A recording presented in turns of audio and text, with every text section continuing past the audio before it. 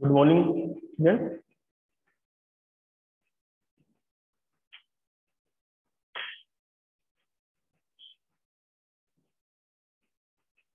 आइए आज स्टार्ट करते हैं। नेक्स्ट टॉपिक हमारा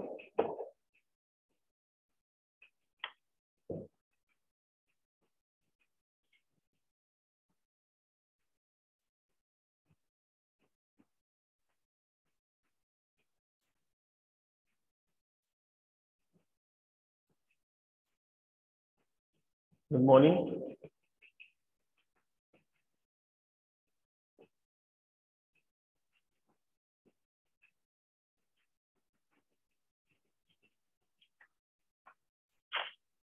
चलिए आज करते हैं एसडीएफ विद अराइवल टाइम।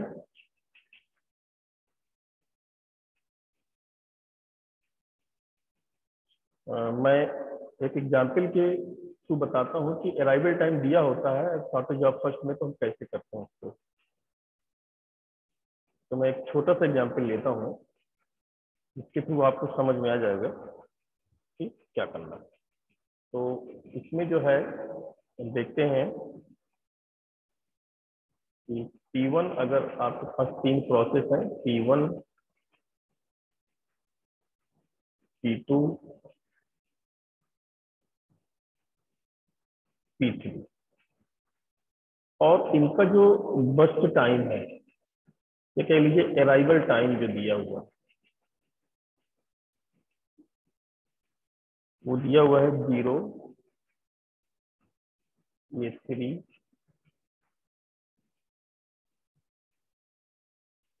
और जो आपका प्रोसेसिंग टाइम या एग्जीक्यूशन टाइम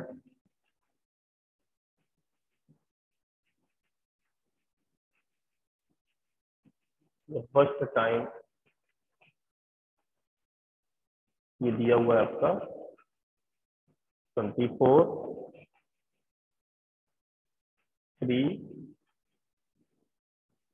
7, ये दिया हुआ है। तो ये एग्जाम्पल हो गया, ठीक है। अब हम यहाँ पे बनाएंगे गैंट चार्ट। तो गैंट चार्ट के हिसाब से इसको देखते हैं। एक बात मैं आपको बता दूं, ये नॉन प्रियम्पशन मोड है।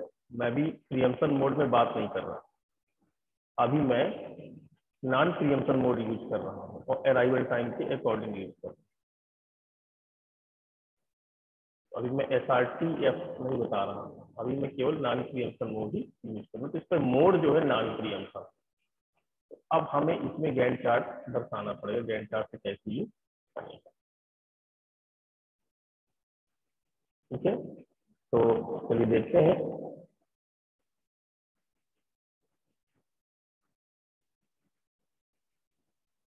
ये देखिए, आप यहाँ पे गौर से देखिए, तीन प्रोसेस है, P1, P2, P3। अगर इनका बस टाइम देखें तो सबसे पहले P2 को लगना चाहिए, फिर P3 को लगना चाहिए। लेकिन इनका जो अराइवल टाइम दिया है, ये अराइवल टाइम ये बताता है कि कौन सा प्रोसेस सबसे पहले अराइव हुआ। तो P1 पहले अराइव हुआ तो 0 सेकंड में आया, यानी पहले से रेडी क्यू में पड़ा हुआ। जब पहले से ही रेडी क्यू में पड़ा हुआ है ये P1, तो आप खुद देखिए इस चीज को। भाई ये प्रोसेस पहले से ही आपके रेडी क्यू में पड़ी हुई, पहले से रेडी क्यू में है P1, P2 बाद में, P3 बाद में। तो हमारी भले इसका बस टाइम बहुत ज्यादा हो, पर हमारी ये मजबूरी बन जाती है, ये हमारी मजबूरी बन जाती है कि P1 को हम पहले शेड्यूल करेंगे, या C2 पहले P1 को ही शेड्यूल करेगा क्योंकि पहले ये प्रोसेस आ चुकी है। तो यहाँ पर P1 आपका आ जाएगा, क्योंकि इसका मोड क्या है, नॉन प्रियम्पशन मोड है।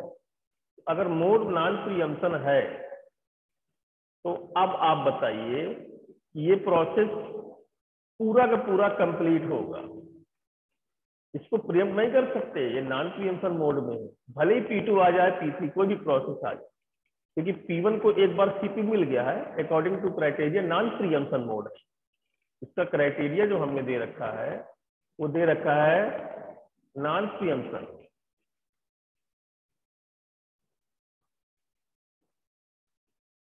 ये नॉन प्रियम्पशन मोड है। अगर नॉन प्रीएम्पशन मोड आपने क्राइटेरिया दे रखा है तो ये उसी तरह फॉलो होगा जैसे कि इसका कॉन्सेप्ट होता है।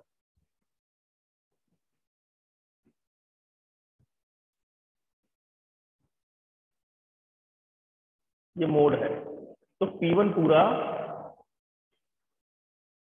24 तक P2 को इंगेज किए रहेगा, इसके बाद टर्मिनेट हो जाएगा, अर्थात ये प्रोसेस आपका टर्मिनेट हो जाएगा। फिर P2 आए, फिर आपका P2 आ गया। चलिए ये देखिए P2 आ गया। अब P2 आ गया तो P2 अब लगेगा इसमें, तो P2 कितना है 3 है, तो यहाँ पे कितना हो जाएगा P7 27 सॉरी। अच्छा एक चीज और यहाँ पे जरा एक चीज और गौर करिए कि सपोज करिए P1 का यहाँ पे बस टाइम 24 दिया होगा, तीसरे सेकंड में P2 देखिए आ चुका है, यानी कि 24 सेकंड तक में दोनों प्रोसेस आ चुके हैं। अब गौर से देखिए P2 क्यों शेड्यूल हुआ, अब हमने इसका अराइवल टाइम नहीं देखा। अगर देखा जाए तो अराइवल टाइम यहाँ पे देखना चाहिए, अगर हम दोनों सूरत में देखें तो हमने इसका बस टाइम देखा, क्योंकि 24 सेकंड तक सभी दोनों प्रोसेस आ गए, सभी दोनों प्रोसेस 24 सेकंड तक में रेडी क्यू के अंदर आ चुके होंगे। तो अब हम किस आधार पे इन दोनों में से किसी एक को शेड्यूल करें अकॉर्डिंग टू बस टाइम। देखिए क्योंकि इसका बस टाइम कम है, इसके अकॉर्डिंग ये शेड्यूल हो गया।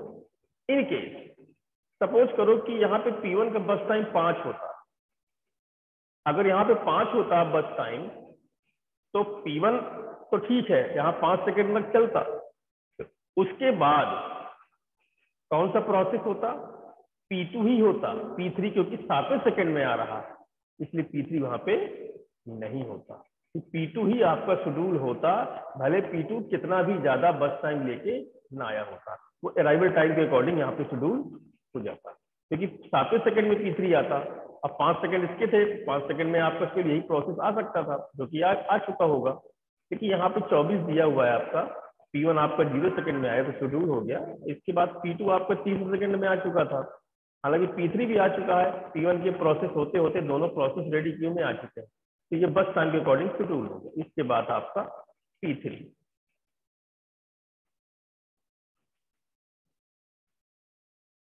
तो ये हो जाएगा आपका 34। इस तरह इसका गैंट चार्ट तैयार हो गया। अब हम इसका जो है कंप्लीशन टाइम सबको मालूम है क्या कैसे होगा, कब कौन से कब प्रोसेस कंप्लीट हो रहा है। अब हमको निकालना है इसका TAT, तो TAT आप निकाल सकते हैं, अराइवल टाइम आपके सामने दिया हुआ है, इसका TAT कैसे निकालना है निकाल सकते हैं। क्या होता है CT माइनस AT, और CT यानी कंप्लीशन टाइम P1 का 24 है, तो 24 माइनस 0 यहाँ पे 24 हो जाएगा। P2 का 27, 27 माइनस 3 तो यहाँ पे कितना हो जाएगा 24 हो जाएगा, और P3 34 माइनस 7 तो यहाँ पर भी इसका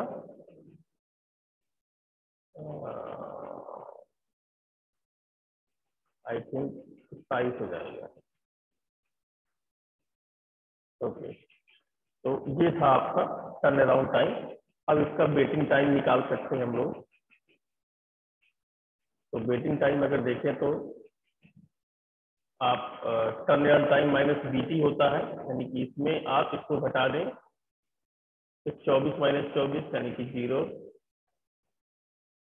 24 माइनस 3 यानी कि 21, 27 माइनस 7 यानी कि 20, ये आपका वेटिंग टाइम निकल आएगा। ओके, तो इसका टोटल अगर करें तो ये हो जाएगा 41, और इसका टर्न अराउंड टाइम निकालोगे तो कितना आएगा 41, एवरेज वेटिंग टाइम निकालेंगे बटे 3, तो इसका जो आंसर आ जाएगा वो आएगा 3,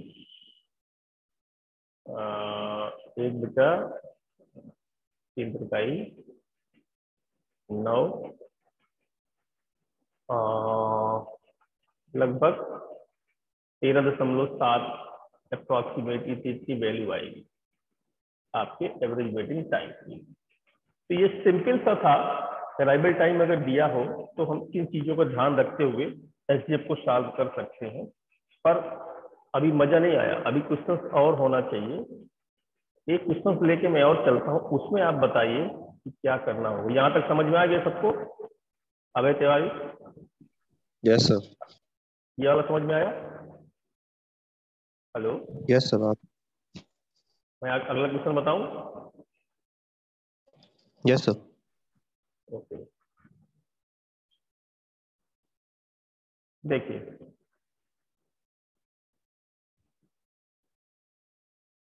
अगला क्वेश्चन अगर देखें तो जैसे P1 है और P1 P2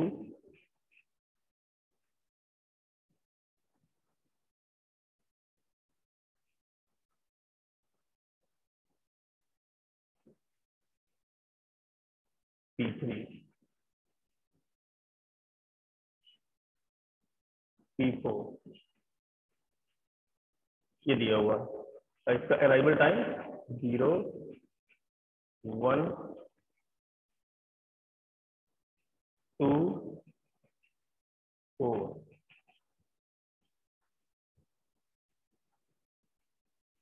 5 3 4 एंड 1 ये दिया है आपका, ये अराइवल टाइम है, ये आपका बस। अब इसके अकॉर्डिंग अगर हम देखें तो गैंट चार्ट क्या बन सकता है?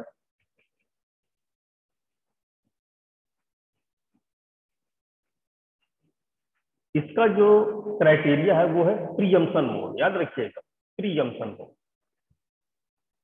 अगर प्रीएम्पशन मोड में इसको करते हैं, अगर मैं क्राइटेरिया चेंज कर दूं, लिख दें कि प्रीएम्पशन, तो प्रीएम्पशन मोड में कैसे होगा ये आप याद रखिएगा। अब यहाँ पे चेंज हो जाएगा सारा कुछ।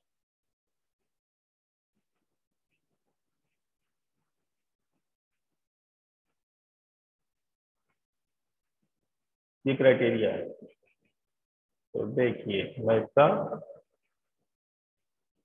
गैंट चार्ट बना दूं। हाँ,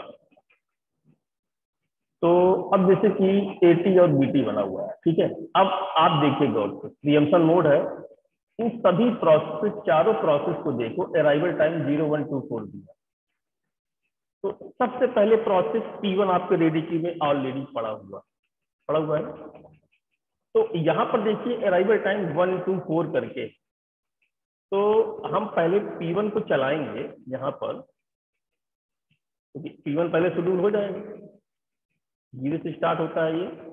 अब ये 1 सेकेंड तक ही चलेगा मान, हम 1 1 सेकेंड तक चलाएंगे। अगर मैं इसको 2 सेकेंड कर देता हूं तो बीच में 1 सेकेंड भी आएगा 2 के पहले, तो हो सकता है कोई छोटा प्रोसेसिंग टाइम लेके कोई छोटा प्रोसेस आ जाए जिसका प्रोसेसिंग टाइम बहुत कम हो, वो बीच में आ सकता है।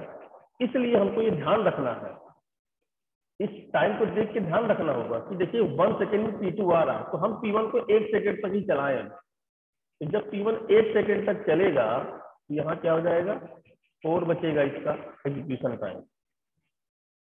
अब हमको क्या देखना है कि अब 1 सेकेंड में 2 प्रोसेस आ गए, देखिए आपका P1 भी आ गया, P2 आ गया। अब दोनों में हम कंपैरिजन करेंगे कि कौन छोटा है, वो चलता रहेगा शॉर्टेस्ट जॉब। 4 और 3 में कौन छोटा है, 3, यानी कि P2 अब आपका शेड्यूल होगा। तो यहाँ पे P2 लग गया, देखिए यहाँ पे P2 आपका लग गया। P2 को मैंने चलाया सर। हाँ बोलो। सर ये लास्ट क्वेश्चन में आपने बस टाइम को रखा था, मतलब जैसे 0 to 24 था, राइट? हाँ, तो वो इसमें था बस टाइम नॉन नहीं यूज होगा, प्रीएम्पशन, मतलब 0 5। वो नॉन अच्छा हाँ, प्रीएम्पशन ठीक था। ठीक ठीक। मतलब उसमें प्रोसेस एक ओके। बार लग गई तो फिर वो पूरा कंप्लीट होकर आ रहा है। ये प्रीएम्पशन है, हम प्रोसेस को हटा यस सकते सर। हैं। बात समझ में आ रही है? Yes sir. Hello, yes sir. हाँ, हम यहाँ पे प्रोसेस को यस सर। हटा यस सकते सर। हैं। ये प्रीएम्पशन मोड में पहले मतलब प्रीएम्पशन मोड याद रखिएगा। तो देखो P2 अब ओके सर। आपका, 1 मिनट यहाँ पे 2 होगा, सॉरी सर ये थोड़ा सा मैंने ऐड नहीं किया, यहाँ पे 2 होगा, 1 + 1, 1 सेकेंड और चला तो P2 चला ना 1 सेकेंड तक, 2 हो गया। ठीक है, तो अब ये कितना हो गया, ये हो गया 2। ये घटाते भी जाना और यहाँ पे ऐड कर, यहाँ पे ऐड होता है, जैसे 1 सेकेंड T1 चला फिर 1 सेकेंड हुआ तो यहाँ पे ऐड होगा ना। ओके, तो अब ये देखो कि दूसरे सेकेंड में अब आपका प्रोसेस एक और आ गया, देखिए P3 आ गया, आया। अब आप देखिए 4 to 4 है ना, यहाँ पे 4 to 4, अगर आप गौर से देखो 4 to 4, तो तीनों में कंपेरिजन करो तो कौन सा प्रोसेस चलेगा, कौन सा चलेगा, P2 ही चलेगा, क्योंकि P2 का शॉर्टेस्ट बस टाइम क्या है, उनसे छोटा है, तो P2 आपका कंटिन्यू रहेगा। तो P2 आपका 1 सेकेंड अगर और चलता है तो यहाँ पे 3 हो जाते हैं, बात समझ में आ रही है, यहाँ पे 3 हो जाता है। अब 3 सेकेंड तक अभी तक कोई प्रोसेस देखिए नहीं आई, यानी P4 अभी नहीं आया, तो ये आपका कितना हो गया, 1 हो गया। मैं चाहता तो इसको पूरा चला सकता था, क्योंकि चौथे सेकंड में आ रहा था ना तो प्रोसेस P4, लेकिन मैंने ऐसा नहीं किया, ये समझाने के लिए है। आप डायरेक्ट भी कर सकते हो, यहाँ पे 4 कर देते, इसको पूरा खत्म कर देते। चलिए एक बार P2 और चलेगा आपका 1 सेकेंड तक, तो ये हो जाएगा कितना, 4, और ये आपका क्या बन गया, 0 हो गया, 0 हो गया, 0। अब पूरे सभी प्रोसेस आगे देखिए, आगे रेडी कीजिए। P2 आपका बाहर हो गया क्योंकि ये कंप्लीट हो गया। तो P1 P3 P4 4 4 1 में पहले कौन प्रोसेस आपका शेड्यूल होगा। अब आप बताइए, ये चौथे सेकंड में आया लेकिन इसका बस टाइम कितना है, 1, यहाँ पे क्या लग जाएगा, P4 लग जाएगा, और P4 आपका शेड्यूल हो जाएगा। ठीक है, P4 आपका शेड्यूल होगा, तो P4 आपका लग गया, तो कितना हो गया यहाँ पे 5, यानी कि सभी प्रोसेस आपके आ चुके हैं रेडी क्यू में, ये भी आपका टर्मिनेट हो गया। अब बचा क्या, P1 और P3। अब बताइए कौन सा प्रोसेस शेड्यूल होगा। अब है तिवारी सुदास शुक्ला। सर दोनों इक्वल है, दोनों में छोटा कोई नहीं है, तो पता नहीं कौन सा होगा। अरे क्या बात करते हो, बस अगर टाइम ऐसी 4 4 है ना सिचुएशन दोनों का। आती है, पहले समझना, अगर ऐसी सिचुएशन आ जाती है तो हम FCFS एल्गोरिथम का इस्तेमाल करें। पहले कौन आया था रेडी क्यू, ओके, हेलो, पहले हाँ रेडी क्यू में यस कौन सर। आया था, P1 और P3 के P1 बीच में, बोलिए। P1 sir. हाँ, तो P1 ही लगेगा, बात समझ में आ रही है। अगर ऐसी सिचुएशन आती है तो फर्स्ट कम फर्स्ट सर्व वाला कॉन्सेप्ट यूज करेंगे, बात समझ में आ रही है, बात समझ में आ रही है। Yes sir. तो यहाँ पे P1 आपका लगेगा। अब यहाँ पे P1 4 है, ये भी 4 है, तो ऑब्वियसली ये कम होगा, तो ये पूरा हम कंप्लीट कर सकते हैं क्योंकि यही लगता रहेगा, 3 होगा ये 4 होगा, तो P1 ही चलता रहेगा और 2 ही प्रोसेस है, तो P1 को हम पूरा कंप्लीट कर सकते हैं यहाँ पे, तो ये हो जाएगा 9। और इसके बाद एक ही प्रोसेस बच रही है हमारे पास P3, इसको हम, क्योंकि कोई दूसरा प्रोसेस तो आने वाला नहीं है, P9 हमारा कितना हो जाएगा, आई बात समझ में। तो ये आपका गैंट चार्ट बन गया। गैंट चार्ट बनाने भर में थोड़ा सा कमाल, यही मेन चीज है, अगर आप कर ले गए तो बाद में तो फिर अब आपको क्या करना है, TAT निकालना है, निकाल लो भैया TAT, ये TAT निकाल लेना, और यहाँ पे WT निकालना है तो WT भी निकाल लो, कोई दिक्कत नहीं। समझ में आ रही बात। रिस्पॉन्स टाइम निकालना है तो आप रिस्पॉन्स टाइम भी निकाल सकते हो, कोई बहुत बड़ा मैटर नहीं। तो अब इससे आपको बस ये ध्यान दें, अब इसको आप यहाँ से हटा दें क्योंकि आप कंफ्यूज हो सकते हो, ये आप हटा दें क्योंकि ओरिजिनल वाले में घटेगा, ये सब जो घट बुट के आए इसमें नहीं घटेगा कुछ, ठीक है, ये सब आप हटा दें।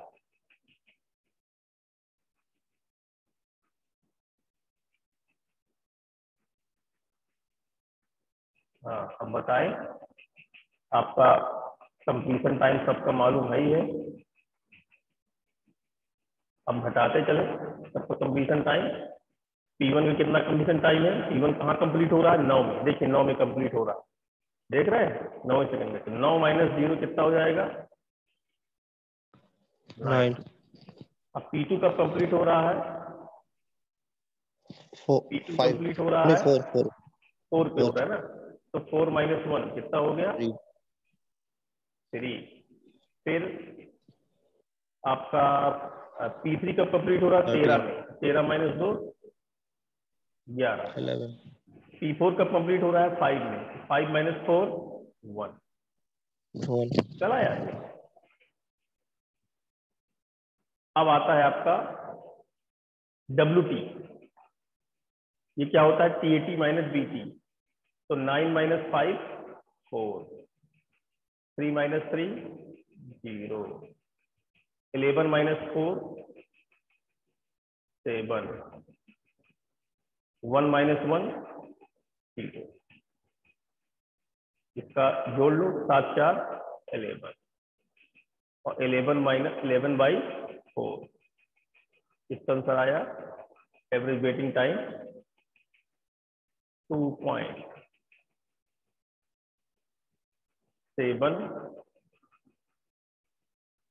ये आएगा।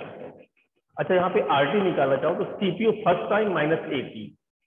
तो P1 को पहले प्रोसेस कब मिला था? 0 पे मिला था ना, 0 पे फर्स्ट टाइम। तो 0 माइनस 0 कितना हो जाएगा? यहाँ 0 हो जाएगा। अब P2 कब मिला था प्रोसेस?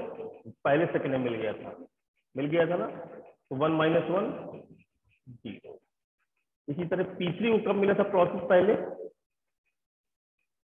P3 को प्रोसेस 9वें सेकंड में मिला है, देखिए दोस्तों। तो 9 माइनस यहाँ पे कितना जाएगा? 7। और एक सेकेंड, P3 को 9वें सेकंड में मिला था। P4 को कब मिला था? चौथे सेकंड में मिला था। 4 तो 4 माइनस 4 कितना हो जाएगा यहाँ पे?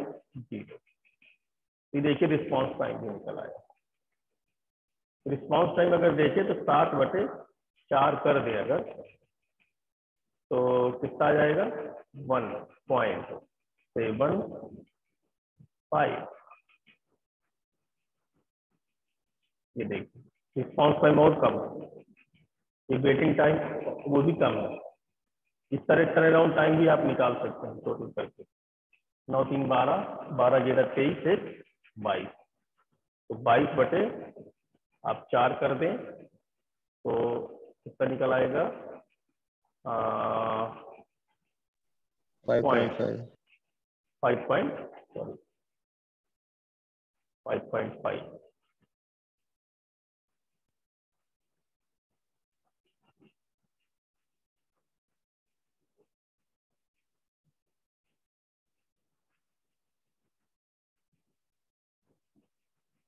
कभी कभी फ्रंट में चलाना बड़ा मुश्किल हो जाता है, कोई ऐप है नहीं बढ़िया।